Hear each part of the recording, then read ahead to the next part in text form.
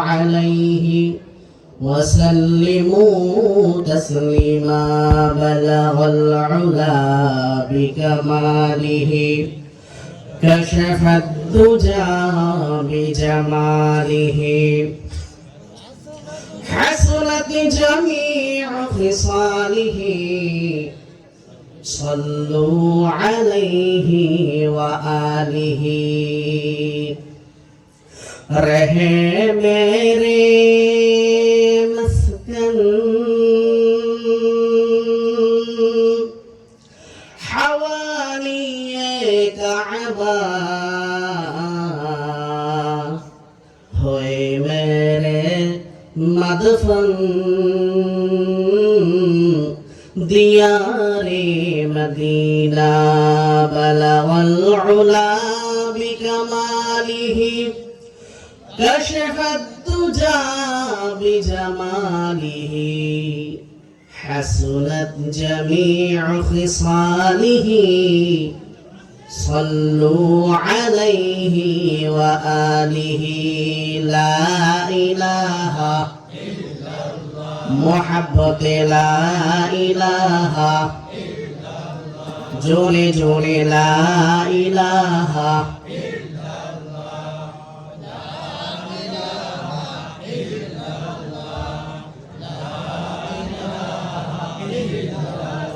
لا إله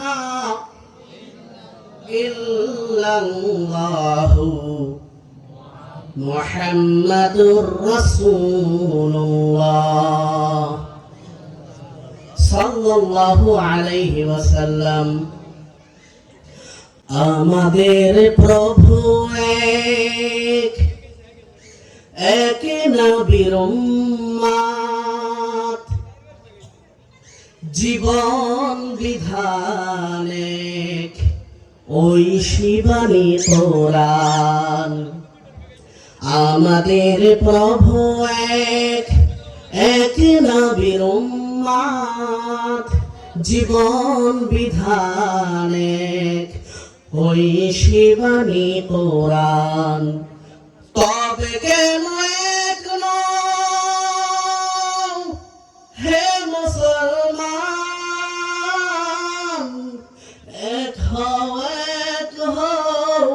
করিয়া আহ্বান বাইতুল্লাহ এক মদিনা শরীফ এক উহুদ পাহাড় এক বদরের মাঠ এক ঠিক না বাইতুল্লাহ এক মদিনা শরীফ এক উহুদ পাহাড় এক বদরের মাঠ এক একটা তো চাঁদার একটাই সূর্য একটা তো চাঁদার একটাই সূর্য ওরা তো মিলে মিশে আলো করে দেন তবে কেন এক নও হে মুসলমান এক হও করিয়া আহ্বান হাসরের মাঠে মিজানের মাপে লৌহে মাহফুজে মিজানের মাপে হাসরের মাঠে মিজানের মাপে লৌহে মাহফুজে পুলসিরাত এক একটা তো জীবন আর মরণ তো একটাই একটা তো জীবন আর মরণ তো একটাই একই সাথে মিলে মিশে একটাই প্রাণ তবে কেন এক নও হে মুসলমান এক হও করিয়া আহ্বান ঠিক না মুসলিম জাতি ঐক্যবদ্ধ হতে শিখেছে মুসলিম জাতি বাংলাদেশের মুসলিমরা যখনই ঐক্যবদ্ধ হয়েছে 16 বছরের স্বৈরাচার পর্যন্ত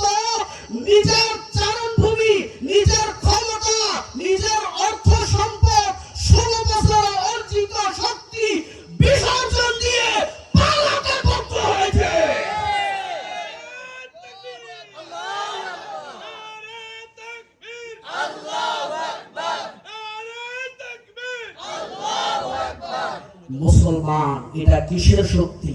ঐক্যবদ্ধের শক্তি। কিসের শক্তি? আলহামদুলিল্লাহ, আমাদের বাংলাদেশের পরে সিরিয়াও বিজয় হয়েছে, আলহামদুলিল্লাহ।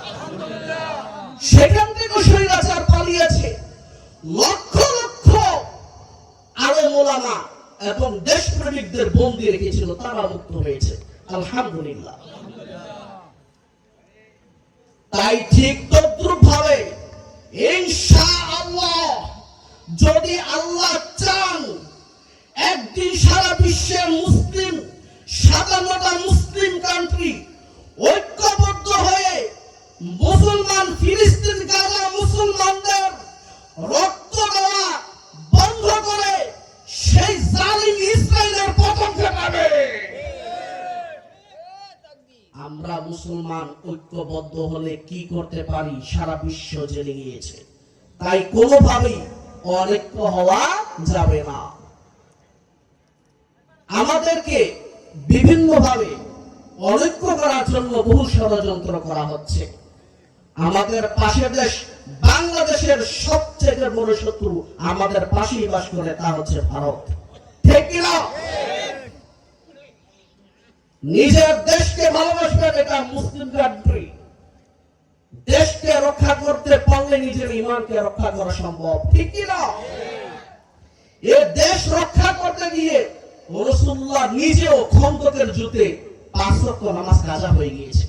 যুদ্ধ কার্যকর, দেশ রক্ষা করা ঠিকানি কথা না। দেশ রক্ষা হবে, আপনার ঈমান রক্ষা হবে, কোরআন রক্ষা হবে, মুসলিমদের অধিকার রক্ষা হবে।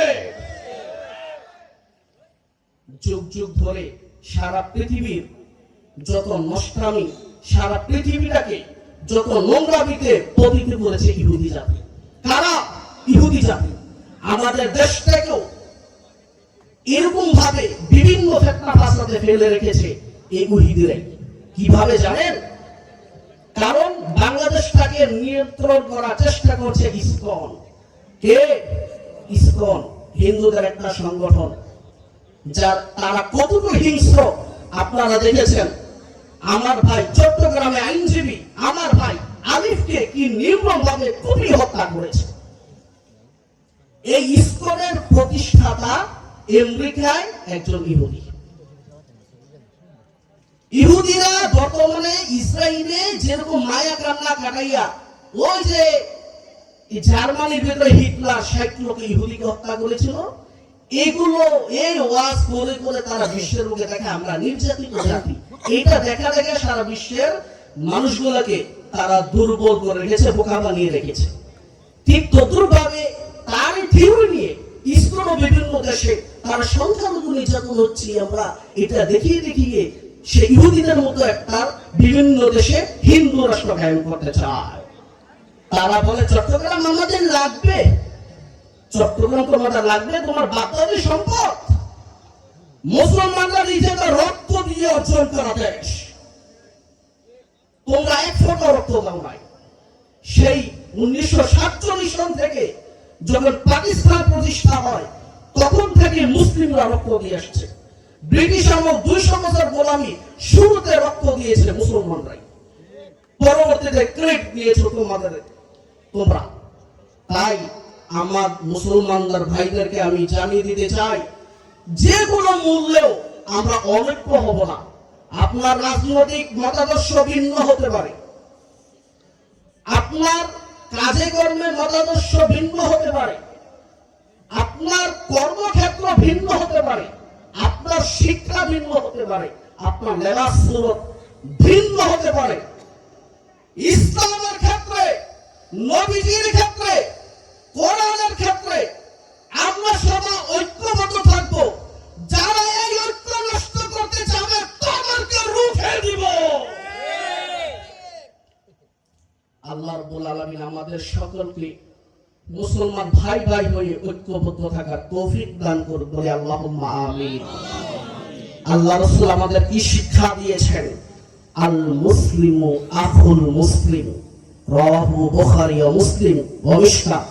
বুখারী মুসলিম মিশকাতে হাদিসটা এসেছে, এক মুসলমান আরেক মুসলমানের ভাই।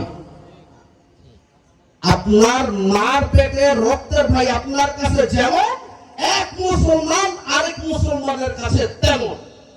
ঠিক কিনা? আমাদের ঐক্য নষ্ট করা যাবে না। হযরত ওমর রাদিয়াল্লাহু আনহুর যুগেও যুগ যুগ ধরে এই ইহুদিরা ষড়যন্ত্র করে আসছে। রাসূলের যুগে কত ষড়যন্ত্র করেছেন, এগুলো বলতে গেলে সারা রাত পার হয়ে যাবে। আপনারা ইতিহাস বিভিন্ন আলেম ওলামাদের আলোচনা শুনেছেন। রাসূলুল্লাহকে তারা পরিকল্পনা করে হত্যা করতে চেয়েছিল এই ইহুদিরা। রাসূলুল্লাহ যখন মদিনাতে শান্তির রাষ্ট্র, একটা সুশৃঙ্খল রাষ্ট্র প্রতিষ্ঠা করলো, ইহুদিরা তখন মক্কার মুশরিকদের সাথে ঐক্যবদ্ধ হয়ে ইসলামকে দমন করার চেষ্টা করেছে। ঠিক কিনা? বিভিন্ন সময় ষড়যন্ত্র করেছে। হযরত ওমর রাদিয়াল্লাহু আনহু ইসলামের দ্বিতীয় খলিফা। তিনি যখন খলিফা, ইহুদিদের কিছু পণ্ডিত মুসলিমদের ঐক্যতা নষ্ট করার জন্য হযরত ওমরের দরবারে এসে খুব কুটনামি করে 4টি প্রশ্ন করেছে। তার উদ্দেশ্য ছিল এই উত্তর মুসলমানদের কোরআনে নাই, এই উত্তর মুসলমানরা দিতে পারবে না। তখন আমরা বলবো, দেখো মুসলিমরা দাবি করে তারা সুশিক্ষিত, মুহাম্মদ সাল্লাল্লাহু আলাইহি ওয়াসাল্লামের উম্মতরা নাকি সারা বিশ্বে শান্তি ধর্ম কায়েম করেছে, অথচ জ্ঞান গরিমা তারা খুবই নগণ্য। যাদের জ্ঞান গরিমা নাই তারা শ্রেষ্ঠ জাতি হয় কিভাবে? তারা এগুলো বলে বলে এমনকি তারা এই কিছু কথা বলবে যাতে করে সব ইমানদার তো সমপরিমাণ না, কারো ইমান বেশি কারো ইমান কম, যাতে করে দুর্বল ইমানদার মানুষগুলো মুসলিম ধর্ম ছেড়ে ইহুদি ধর্মে ঢুকে যায়। কারণ তখন সেই ইহুদিরা বলবে, দেখো আমাদের ধর্মে এই সমস্ত কথাগুলোর উত্তর আছে, তাই আমাদের ধর্মই সত্য ধর্ম, তোমাদের ধর্ম ভুল ধর্ম। নাউজুবিল্লাহ বলি। বুঝছে না, ইহুদি বুঝে নাই, ইহুদি বুঝে নাই। হযরত ওমরের কাছে গিয়ে প্রশ্ন করলে যে ছোট 12 বছরের বাচ্চা আব্দুল্লাহ ইবনে আব্বাস রাদিয়াল্লাহু আনহু উত্তর দিয়ে দিবে, সে বুঝতেই পারেনি। সুবহানাল্লাহ।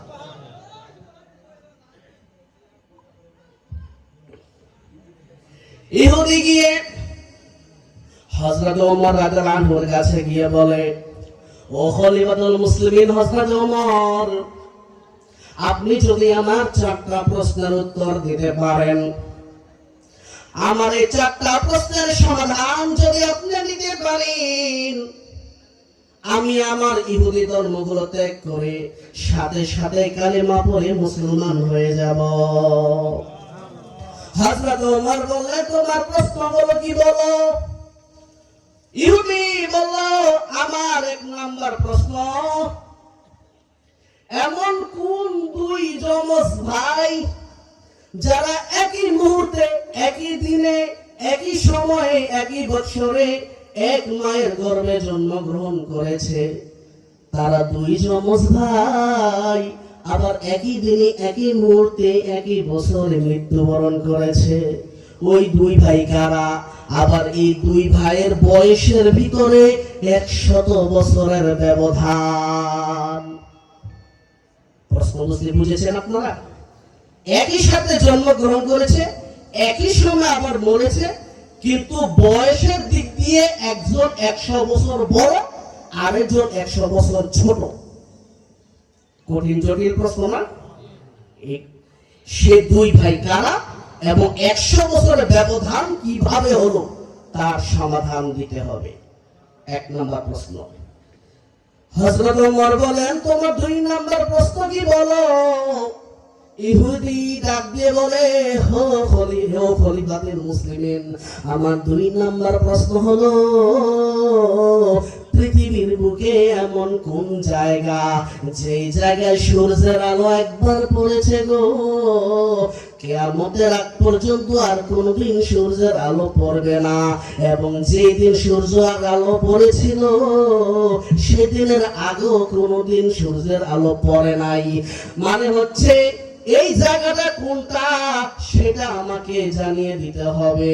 হযরত ওমর বলেন, তোমার 3 নাম্বার প্রশ্ন কি বলো?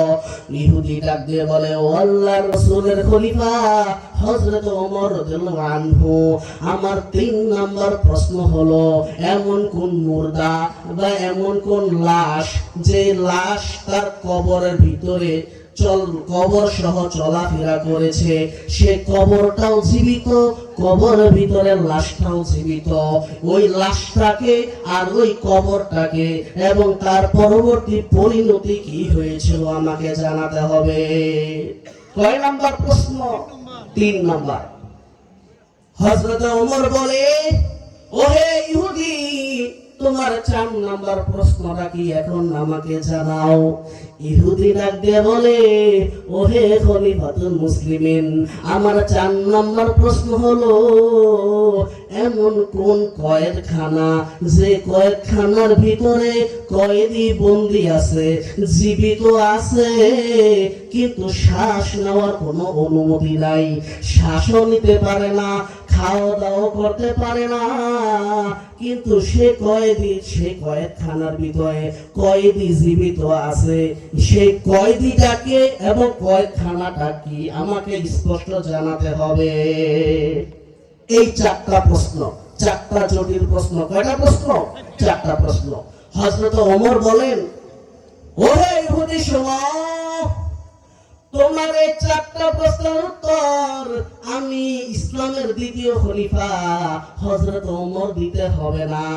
আমার এই খেলাফতের ভিতরে আমার ভাতিজা আব্দুল্লাহ ইবনে আব্বাস 12 বছরের শিশু, সেই এই তোমার 4টা প্রশ্নের উত্তর দিয়ে দিবে।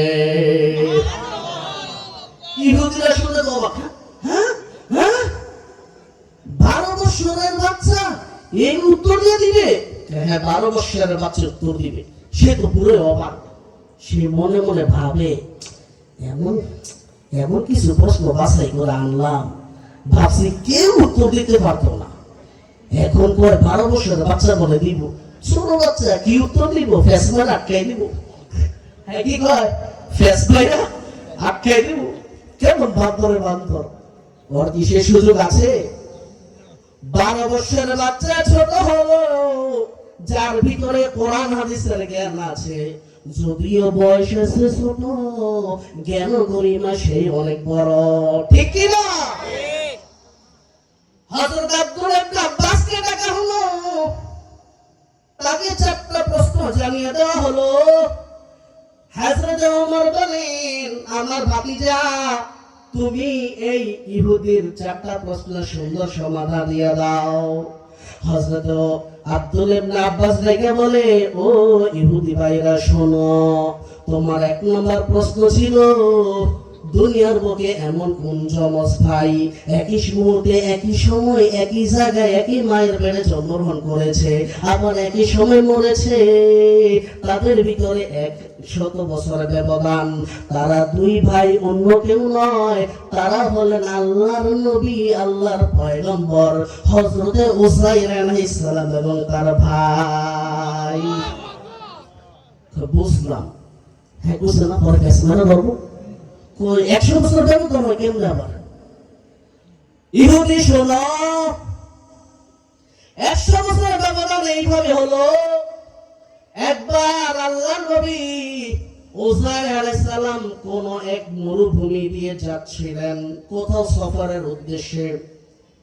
হঠাৎ তিনি দূরে দেখতে পারেন ধ্বংস হওয়া একটা শহর দেখা যায়, তার পাশে কিছু কঙ্কালও দেখা যায়।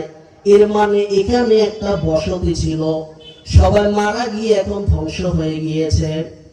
তিনি সেখানে বিশ্রাম করলেন, বিশ্রাম করে চিন্তা করলেন, ও আল্লাহ, আপনি তো বলেছেন মানুষ মৃত্যু গ্রহণের পরে রোজ হাসরের দিনে আপনি সবাইকে আবার উত্থিত করবেন। মানুষের এই হাড্ডিগুলো সবগুলো ঝরে গেছে, হাড্ডি পর্যন্ত পচে গেছে। এই জায়গায় মানুষটাকে আবার কিভাবে তৈরি করবেন এবং কিভাবে আবার রোজ হাসরে উঠাবেন, এটা আমি জানতে চাই গো মাওলা। আল্লাহর পক্ষ থেকে বলা হলো, তুমি কি ঈমান রাখো না? আল্লাহর নবী বলেন, অবশ্যই আল্লাহ, আমার ঈমান আছে, পরিপূর্ণ বিশ্বাস আছে আল্লাহ। আপনি যা কোনো কিছু সম্ভব নয় সেটাও আপনার পক্ষে সম্ভব, যেটা হওয়ার নয় সেটাও আপনি করে ফেলেন। আপনি যদি বলেন কুন ফায়াকুন, কুন বললে সবকিছু হয়ে যায়। কিন্তু আল্লাহ নিজের অন্তরকে প্রশান্তি দেওয়ার জন্য আপনি কিভাবে তৈরি করবেন, এটা আমি বুঝতে চাচ্ছি গো মাওলা। আল্লাহর পক্ষ থেকে তখন উজাইর আলাইহিস সালামের কাছে তার হযরত মালাকুল মউত হাজির হয়ে গেল। হযরত উজাইর আলাইহিস সালামের রূহটা কবজ হয়ে গেল, সেই স্থানে তিনি মারা গেলেন। এদিক দিয়ে 100 বছর পার হয়ে গেল।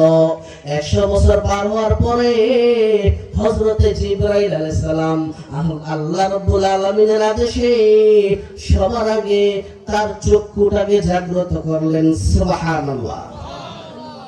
আবার তার চক্ষুটাকে জাগ্রত করলেন। চক্ষু জাগ্রত কেন করছেন? কোন শরীর নাই, উজাইর আলাইহিস সালামের কি আসছে? আগে চক্ষু আসছে। তখন উজাইর আলাইহিস সালাম দেখতে পেলেন আল্লাহর পক্ষ থেকে আদেশ আসলো, কুন ফায়াকুন। মাটির ভিতর ভেদ করিয়া ঘাস যেভাবে জন্মায়, মাটি ভেদ করিয়া তার গোশত মাংসগুলো একসাথে হতে শুরু করেছে। শুরুতে তার হাড্ডিগুলো একসাথে হলো, তার উপরে গোশতের প্রলেপ পড়ে গেল, তারপর চামড়া তৈরি হলো, তিনি পরিপূর্ণ মানুষ হয়ে গেলেন। যে অবস্থায়, যে বয়সে, যেই সময় তিনি মারা গেছেন, সেই একই বয়স, একই যুবক অবস্থায় তিনি জীবিত হয়ে গেলেন। এরপরে হযরত উজাইর আলাইহিস সালাম বললেন, আল্লাহ, তুমি কি আমার মাইরে আমাকে শিক্ষা দিলা কিভাবে এমন হবে? আল্লাহর পক্ষ থেকে বলা হলো, উজাইর না, তুমি এখানে 100 বছর মৃত্যুবরণ করেছিলা। হযরত উজাইর আলাইহিস সালাম সাথে সাথে সিজদায় পড়ে যায়, ও আল্লাহ, তুমি কত বড় ক্ষুদ্র কলা, আমার চক্ষুটাকে জাগ্রত করি আগে আমাকে তৈরি করে তুমি দেখাই দিছ। হযরত উজাইর আলাইহিস সালাম চলে গেলেন নিজেদের শহরে। শহরে গিয়ে কোনো কিছুই চিনে না, সবকিছু উলটপালট। 100 বছর লাগে মিয়া, 10 বছর গেলেই তো আমরা চেহারা চিনি না, ঠিক কিনা? কত জায়গা চেহারা সুরত পাল্টে গেছে। মাত্র 50 বছর গেছে বাংলাদেশ স্বাধীন। দেখুন তো, 50 বছর আগের বাংলাদেশ আর এখন বাংলাদেশ কি এক আছে না পাল্টিয়েছে? অনেক চেঞ্জ হয়েছে। আর এখানে 100 বছর পার হয়েছে। তারপরে তিনি সেখানে গিয়ে দেখেন তার ভাই অনেক কষ্টের নাম জিজ্ঞাসা করে করে তার ভাইয়ের সাথে সাক্ষাৎ করলো। ওই যে যমজ ভাই, যমজ ভাই আছে না, আপনারা উত্তর দিয়েন। খারাপ লাগতেছে? ছাইরা দিব? আগে পারবো? আচ্ছা, ইনশাআল্লাহ। হযরত উজাইর আলাইহিস সালাম গিয়ে বলেন, আমার ভাই উজাইদ কোথায়? তার ভাইয়ের নাম ছিল কি? উজাইদ। ঠিকানা নিয়ে, ঘর বাড়ি তিনি ছিলেন না, তার ভাইয়ের সাথে সাক্ষাৎ করলো। যে দেখে তিনি তো পুরো অবাক হয়ে গেছে, তার ভাই তার চেয়ে অনেক বেশি বৃদ্ধ হয়ে গেছে, এমনকি কুঁজো হয়ে হাঁটে, লাঠি দিয়ে কুঁজো হয়ে হাঁটে। হযরত আব্দুল্লাহ ইবনে আব্বাস বলে, ও ইহুদি শোনো, তারা দুই ভাই একসাথে জন্মগ্রহণ করেছে। এইভাবে 100 বছর পার হওয়ার কারণে উজাইর আলাইহিস সালাম তার আগের বয়সী ছিলেন, তার বয়স বাড়ে নাই, কিন্তু তার ভাইয়ের এদিক দিয়ে 100 বছর হয়ে বৃদ্ধ হয়ে গিয়েছিলেন। এই জন্য এক ভাই 100 বছরের ছোট, তার ভাই উজাইর আলাইহিস সালামের ভাই 100 বছরের বড়। আবার ওই সাক্ষাতের পরে দুই ভাই একসাথে মারা গিয়েছিল। সুবহানাল্লাহ। ইহুদি কয়, উত্তরটা দিয়ে দিল, মোরা 2 নম্বরটা দিতে পারবো না, ছোট মানুষ তো, 12 বছরের বাচ্চা, কি করলাম তারা? উত্তর দিতে পারতো না, কি করলাম তারা? আব্দুল ইবনে আব্বাস বলেন, উত্তর পেয়েছেন? জি পেয়েছি। 2 নম্বর উত্তর দেন। হযরত আব্দুল ইবনে আব্বাস বলেন, ওহে ইহুদি ভাই শোনো, আল্লাহর নবী হযরত মুসা আলাইহিস সালাম ফেরাউনের ধাওয়া খেয়ে 12 লক্ষ বনী ইসরাইল নিয়া যখন লোহিত সাগর পার হতে এসেছিল, এসে দেখে পিছনে বিশাল ফেরাউনের বাহিনী, সামনে হচ্ছে সমুদ্র। তিনি দাঁড়িয়ে আল্লাহর কাছে দুহাত তুলে দোয়া করলেন, ও আল্লাহ, পিছনে ফেরাউনের বাহিনী, সামনে হচ্ছে লোহিত সাগর, এতগুলো মানুষ নিয়ে যদি সমুদ্রে ঝাঁপ দিই তাতেও আমরা বাঁচবো না। আবার যদি পিছনে ফিরে যাই ফেরাউনের বাহিনীর হাতে গণহত্যার শিকার হতে হবে। তাই এখন আমরা কি করব আল্লাহ? আল্লাহর পক্ষ থেকে ঘোষণা আসলো, ও আল্লাহর নবী মুসা, তোমার হাতের লাঠিটা এই লোহিত সাগরে বাড়ি দাও, যে দেখবা আমি আল্লাহর আদেশে 12টা রাস্তা সমুদ্র ফারিয়া তৈরি হয়ে যাবে। মুসা আলাইহিস সালাম আল্লাহর আদেশ মতো লাঠিটা সমুদ্রে মারতে দেরি হয়েছে, মাটি ফারিয়া সমুদ্র ফারিয়া 12টা রাস্তা হইতে দেরি হয় নাই। আচ্ছা, আমাদের সম্মানিত মেহমান মনে কিছু কথা বলবেন, আমি 5 মিনিট একটু ওয়েট করি, কি বলেন? জি, সম্মানিত হাজিরা।